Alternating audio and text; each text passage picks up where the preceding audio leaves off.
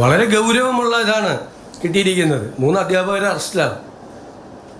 വളരെ ഷോക്കിംഗ് ആയിട്ടാണ്. ഒരു ഡോക്ടർ അറസ്റ്റിലാണ്, ഒരു പ്രാക്ടീസിങ് ഡോക്ടർ അറസ്റ്റിലാണ്. കേസാണ്. അറസ്റ്റാണോ നോക്കണം, കേസാണ്. വലിയ ഷോക്കിംഗ് ആയിട്ടുള്ള കാര്യമാണ്. അധ്യാപികമാർ കൂടി ഇതിൽ ഉൾപ്പെട്ടിട്ടുണ്ട് എന്ന് പറയുന്നത് എത്രമാത്രം ഈ ലഹരി മരുന്ന് വ്യാപിപ്പിച്ചിട്ടുണ്ടെന്നും അതിൻ്റെ നെറ്റ്വർക്ക് എത്ര വലുതാണെന്നുള്ളതിൻ്റെ ഒരു വലിയ ഇതാണ് റിയാക്ഷൻ. അപ്പോൾ തൂഫാൻ നടക്കുന്നത് കൊണ്ടാണ് അതിശക്തമായി കർശനമായി ആ പദ്ധതി സർക്കാർ നടപ്പാക്കുകയാണ്. വളരെ പ്രയോറിറ്റി പ്രോഗ്രാമാണ് തൂഫാൻ എന്ന് പറയുന്നത് ഗവൺമെൻറ്റിൻ്റെ. ഓപ്പറേഷൻ തൂഫാനിന്റെ കുറെ ഓഫീസർമാർ പറഞ്ഞത് ബാംഗ്ലൂരിലാണ് MDMA കേസുകൾ വിക്ടിമൈസ് ചെയ്യുന്നത്. പക്ഷേ അവിടെ പോയി ഇൻവെസ്റ്റിഗേറ്റ് ചെയ്യാനായിട്ട് സ്വന്തം പൈസ മുടക്കിയിട്ട് പിന്നെ അത് റീഇംബേഴ്സ്മെന്റ് കിട്ടുന്ന ഒരു അവസ്ഥ. ആ റീഇംബേഴ്സ്മെന്റ് 6 മാസം ചിലതൊക്കെ 2 വർഷമായിട്ടും കിട്ടിയിട്ടില്ല. തിരിച്ചു വരുന്ന പൈസ SP എടുത്ത് വരും. SP അത് അല്ല, അതൊക്കെ നടപടിക്രമങ്ങളെല്ലാം ലഘൂകരിക്കും. നടപടിക്രമങ്ങൾ അങ്ങനെ ഒരു പരാതി ശ്രദ്ധയിൽപ്പെട്ട് കഴിഞ്ഞാൽ അതൊക്കെ പരിഹരിക്കും. ഇതിന് പണവും കൊടുത്തിട്ടുണ്ട്, നമ്മൾ ആവശ്യമായ പണവും കൊടുത്തിട്ടുണ്ട്. ബജറ്റിൽ തന്നെ ബജറ്റ് പ്രസംഗത്തിൻ്റെ മറുപടിയിൽ പ്രത്യേകമായി പണം ഈ പദ്ധതിക്ക് വേണ്ടി അനുവദിച്ചിട്ടുണ്ട്.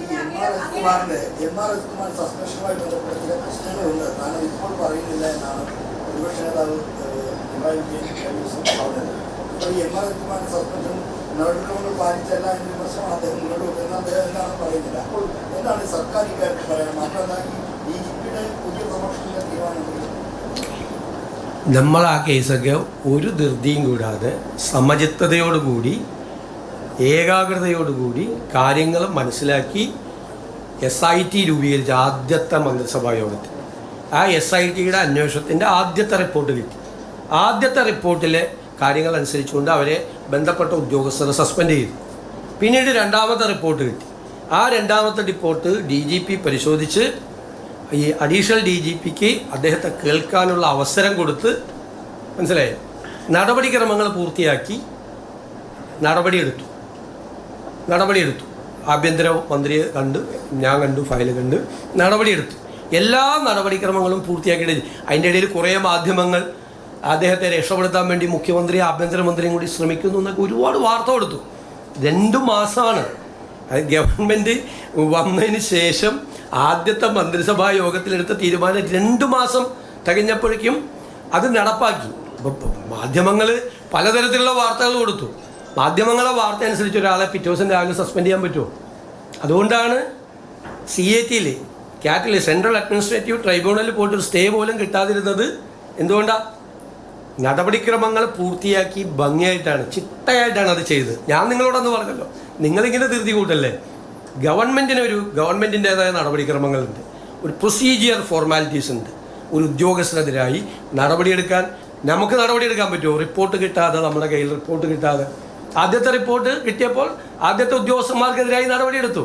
2ാമത്തെ റിപ്പോർട്ട് വന്നപ്പോഴാണ് ഇദ്ദേഹത്തിൻ്റെ ഇൻവോൾവ്മെൻറ്റ് എന്താണെന്ന് 1, 2, 3, 4 ആയിട്ട് നമ്മുടെ മുമ്പിൽ വന്നത്. അതിൻ്റെ പുറത്തല്ലേ നമുക്ക് നടപടിയെടുക്കാൻ പറ്റുള്ളൂ. മാധ്യമങ്ങളിൽ വാർത്ത വന്നുകൊണ്ട് പിറ്റേ ദിവസം കയറി ഗവൺമെൻറ് നടപടിയെടുത്താൽ ഗവൺമെൻറ് കോടതിയിൽ കേസ് വരുമ്പോൾ എന്തു പറയും? എപ്പോഴും പ്രൊസീജിയർ ഫോർമാലിറ്റീസ് EPN ജോലി ഗവൺമെൻറ്റിൻ്റെയാണ്. ഗവൺമെൻറ് അത് ചെയ്തതിന് എത്രമാത്രം വിമർശനങ്ങളാണ്. ഒരാഴ്ച 10 ദിവസം വൈകി എന്ന് പറഞ്ഞുകൊണ്ട് എന്തെല്ലാം കാര്യങ്ങളാണ് വന്നത്. നിങ്ങൾ ആലോചിച്ചാൽ മതി. ഞാൻ മാധ്യമങ്ങളെയൊന്നും വിമർശിക്കുന്നില്ല. ബഹളം ഉണ്ടാകല്ലേ. ഞാൻ മാധ്യമങ്ങളെയൊന്നും വിമർശിക്കുന്നില്ല, ഒരു മാധ്യമങ്ങളെ വിമർശിക്കുന്നില്ല. പക്ഷെ നിങ്ങളൊരു ആത്മപരിശോധന നടത്തണം ഈ കാര്യത്തിൽ. നിങ്ങൾ കുറേ ദിവസം 10 ദിവസക്കാലം കൊടുത്ത വാർത്ത ശരിയായിരുന്നോ, അതായിരുന്നോ ശരി, സർക്കാർ ചെയ്തതായിരുന്നോ ശരിയെന്ന് നിങ്ങളൊരു പരിശോധന നിങ്ങളുടെ എഡിറ്റോറിയൽ റൂമിലെങ്കിലും നടത്തിയാൽ നന്നായിരുന്നു. എൻ്റെ ഒരു റിക്വസ്റ്റാണേ.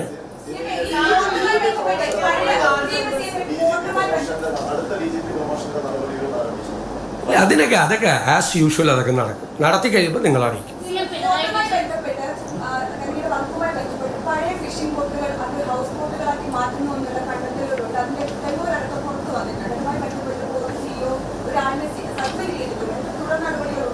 തീർച്ചയായിട്ടും നടപടി എടുത്തല്ലോ, ബാക്കി പരിശോധിക്കും. അത് നേരത്തെ ചെയ്തു തുടങ്ങിയ കാര്യമാണ്. ഈ ഗവൺമെൻറ് വന്നതിന് ശേഷം ചെയ്ത കാര്യമല്ല, നേരത്തെ ചെയ്ത കാര്യമാണ്. അപ്പോൾ അത് ശ്രദ്ധയിൽപ്പെട്ടപ്പോൾ അത് അന്വേഷിച്ച് നടപടിയെടുത്തു. ബാക്കിയുള്ള തുടരന്വേഷണം ആസ് യൂഷ്വൽ നടക്കും.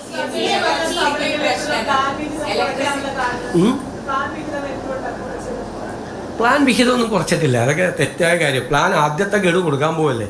പ്ലാൻ വിഹിതം കുറച്ചതിൻ്റെ കാര്യം അസംബ്ലിയിൽ എത്ര പ്രാവശ്യം പറഞ്ഞതാണ്. 35,000 കോടി രൂപയുടെ പ്ലാൻ ഉണ്ടാക്കി വെച്ചിട്ട് അതിൽ 20,000 കോടി ഇല്ല. കേന്ദ്ര സർക്കാരിൽ നിന്ന് കിട്ടിയേക്കും റവന്യൂ ഡെഫിസിറ്റ് ഗ്രാൻഡ് 14,000 കോടി. കേന്ദ്ര സർക്കാർ 16ാം ധനകാര്യ കമ്മീഷൻ 2.8% കേരളത്തിന് തന്നേക്കും. അപ്പോൾ 2.32 കിട്ടിയുള്ളൂ. അപ്പോൾ 5,000 കോടി പോയി. 20,000 കോടി ഇല്ല. ഞാൻ പറഞ്ഞാൽ എത്രയോ പ്രാവശ്യം പറഞ്ഞതാണ്, ഒരു ധനകാര്യമന്ത്രിയും ഫേസ് ചെയ്യാത്ത ക്രൈസിസ് ആയിരുന്നു.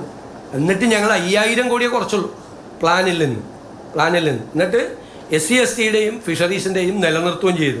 35,000 കോടി പ്ലാൻ ആയിരുന്നുവെങ്കിൽ അവർക്ക് എത്ര കിട്ടുമായിരുന്നു, അവർക്കൊരു ദോഷവും വരാതിരിക്കാൻ വേണ്ടി ചെയ്തു. സ്വാഭാവികമായിട്ടല്ലേ 20,000 കോടി ഇല്ലാത്ത 20,000 കോടി എവിടെ നിന്ന് ഉണ്ടാക്കും? അല്ല, അത് പരിശോധിച്ചുകൊണ്ടിരിക്കുകയാണ് നമ്മൾ. സ്പിൽ ഓവർ ചെയ്യണ വർക്കുണ്ട് ഇപ്പുറത്തേക്കാണ്, അതിൻ്റെ പൈസ കൊടുക്കും നമ്മൾ. നിങ്ങളിത് ഞാൻ പറയാം, സോഷ്യൽ മീഡിയയിലും അല്ലാത്ത മാധ്യമങ്ങളിലും വരുന്ന വാർത്തകളാണ്. നിങ്ങൾ കഴിഞ്ഞൊരു 3 കൊല്ലമായിട്ട് ഈ ഓരോ ഗഡുവും കൊടുത്തിരിക്കുന്ന സമയം ഒന്ന് പരിശോധിക്കുക. നമ്മളൊരു കാര്യം റിപ്പോർട്ട് ചെയ്യുമ്പോൾ ഒന്ന് പഠിക്കുകയും കൂടി ചെയ്താൽ നല്ലതാണ്. കഴിഞ്ഞ 2-3 വർഷം, ഞാൻ ഞങ്ങളുടെ റിക്വസ്റ്റാണ്, 2-3 വർഷങ്ങളിൽ ഇത് ആദ്യം ഒരു ഫിനാൻഷ്യൽ ഇയർ തുടങ്ങുമ്പോൾ കൊടുക്കേണ്ടത് എപ്പോഴാണ് കൊടുത്തത്? ഡിസംബറിൽ കൊടുക്കേണ്ടത് എന്നാ കൊടുത്തത്? ഡിസംബറിൽ കൊടുക്കേണ്ടത് 3ാം ഗഡുവാണ്. ആ 3ാം ഗഡു കൊടുത്തു കഴിഞ്ഞാലാണ് മാർച്ച് 31-ന് ഫിനാൻഷ്യൽ ഇയർ തീരുകയാണ്. ഇത് ഫിനാൻഷ്യൽ ഇയർ തീരുന്നതിൻ്റെ തലേദിവസം കൊണ്ടേ കൊടുക്കുകയാണ്. പിറ്റേ ദിവസം ട്രഷറി അടയ്ക്കുകയാണ്. അങ്ങനെയൊക്കെ ചെയ്തൊരു സംസ്ഥാനമാണിത്. മനസ്സിലായേ? നമ്മൾ കൊടുക്കുക, നമ്മുടെ ഗവൺമെൻറ് വന്നതാണ്. ഇത് നമ്മൾ പരിശോധിക്കണം. അതായത് 16ാം ധനകാര്യ കമ്മീഷൻ ഒരു പ്രശ്നം കൂടി ഉണ്ടാക്കിയിട്ടുണ്ട്. അതുകൊണ്ട് നിങ്ങൾ മനസ്സിലാക്കിയോ, കേരളത്തിൽ റൂറൽ ഏരിയ കുറവാക്കിയിട്ടാണ് കാണിച്ചിരിക്കുന്നത്. 300 കോടിയാണ് റൂറൽ ഏരിയയ്ക്ക് കൊടുത്തിരിക്കുന്നത്. കാരണം കേരളത്തിൽ സെൻസസ് ടൗണുകളുണ്ട്. സെൻസസ് ടൗൺ പലതും പഞ്ചായത്താണ്. ഈ സെൻസസ് ടൗൺ എന്ന് പറഞ്ഞുകൊണ്ടാണ് അതെല്ലാം അർബൻ ഏരിയയിലേക്ക് കൊടുത്തു. അപ്പോൾ സത്യത്തിൽ റൂറൽ ഏരിയയിലേക്ക് കൊടുക്കാൻ പൈസ ഇല്ല. ഈ കേന്ദ്രത്തിൽ നിന്ന് വരുന്ന ഫണ്ടിനൊരു പ്രശ്നം കൂടിയുണ്ട്. അത് ടൈഡ് ഫണ്ടാണ്, പല നിബന്ധനകളും ഉണ്ട്. അപ്പോൾ ഞങ്ങൾ കേന്ദ്ര ഗവൺമെൻറ്റുമായി ബന്ധപ്പെട്ട് 16ാം ധനകാര്യ കമ്മീഷൻ ഇങ്ങനെ കേരളത്തിലെ റൂറൽ അർബൻ നിർവചനം അവരുടെ തെറ്റാണ് എന്ന് ഞങ്ങൾ ബോധ്യപ്പെടുത്തി ഞങ്ങൾ കേന്ദ്ര ഗവൺമെൻറ്റുമായിട്ടുള്ള ചർച്ച കൂടി നടത്തിക്കൊണ്ടിരിക്കുകയാണ്. സെൻസസ് ടൗൺ എന്ന് പറഞ്ഞിട്ട് അതെല്ലാം ടൗൺ ആണെന്ന് പറഞ്ഞിട്ട് അർബൻ ഏരിയയിലേക്ക് വെച്ചിരിക്കുകയാണ്. അത് പഞ്ചായത്തിന് കൊടുക്കാൻ പറ്റില്ല. ഈ സെൻസസ് ടൗൺ എല്ലാം പഞ്ചായത്തിൻ്റെ കീഴിലാണ്. ഒരുപാടെണ്ണം വളരെ മുനിസിപ്പാലിറ്റിയുടെയും കോർപ്പറേഷൻ്റെ കീഴിൽ തെറ്റായ ഒരു അസസ്മെൻ്റാണ് 16ാം ധനകാര്യ കമ്മീഷൻ നടത്തിയത്. അതിൻ്റെ ഒരു പ്രതിസന്ധി കൂടിയുണ്ട് മുനിസിപ്പാലിറ്റികളും കോർപ്പറേഷൻ നേരിടുന്നത്. അത് പരിഹരിക്കാനുള്ള നടപടികൾ കൂടി ഞങ്ങൾ